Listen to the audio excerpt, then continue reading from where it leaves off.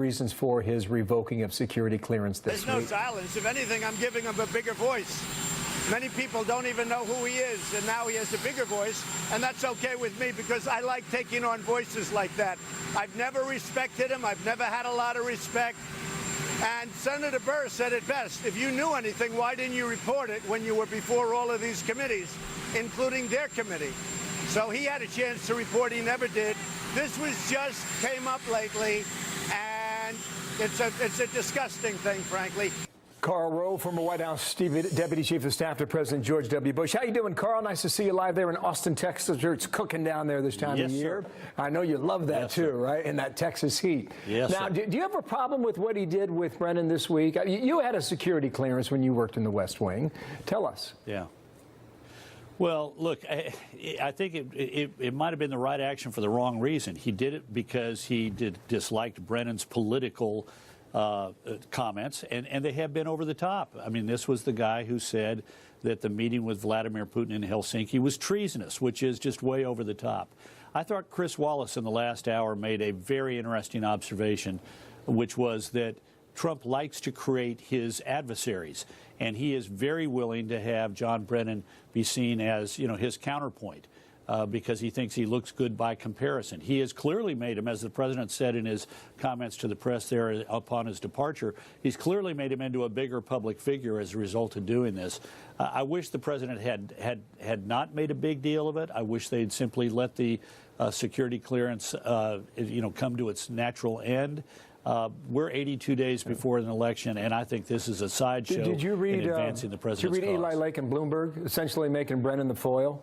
So you make him the representation of the resistance against Trump.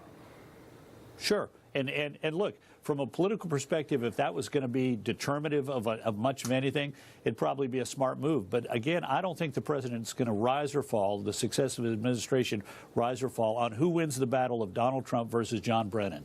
If you agree that the president was treasonous in meeting with Vladimir Putin, you're already a member of the resistance. If you don't think it was treasonous, you either don't care or you're already part of the president's base. I think the president, if he wants to advance his agenda, ought to be picking better fights than this one. But you would concede that Brennan has been one of the biggest vocal critics against this.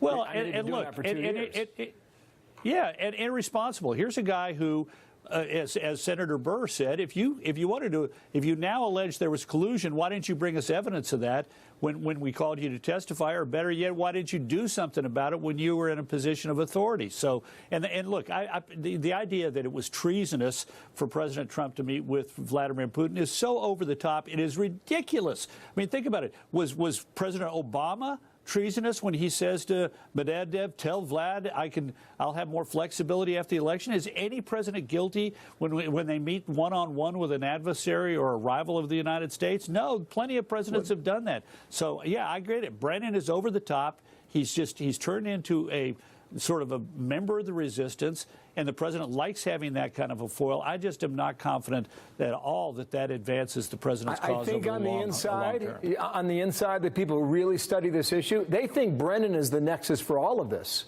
They believe Brennan was the one who was driving it in mid-2016. And without him doing that, you wouldn't be where you are today in all this, Karl. Well, I think that's a conspiracy theory. You know, a lot of this was inside the FBI. There's no connection that I'm aware of between Peter Strzok and John Brennan. There's no connection between, Bruce Orr and John Brennan.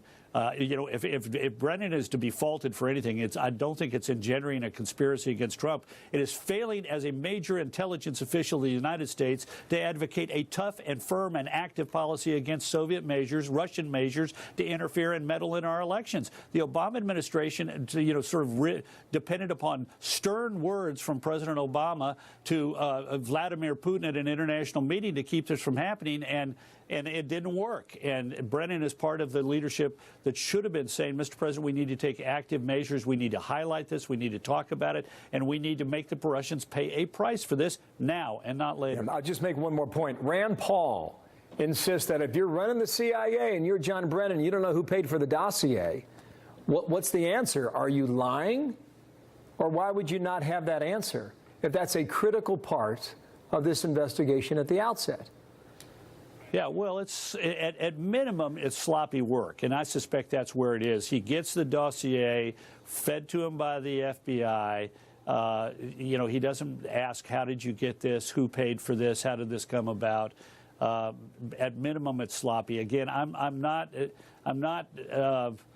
one to jump to the worst conclusion. Let's start with what is likely to have happened, and that is he didn't care where it came from. All it said was bad things about candidate Donald Trump, and that's all he cared about. Well, nice to see you, Karl. We brought you in to talk about these hundreds of newspaper editorials, but the news changed in the last 30 minutes, so thanks for rolling with it. Talk to you soon. I'm changing.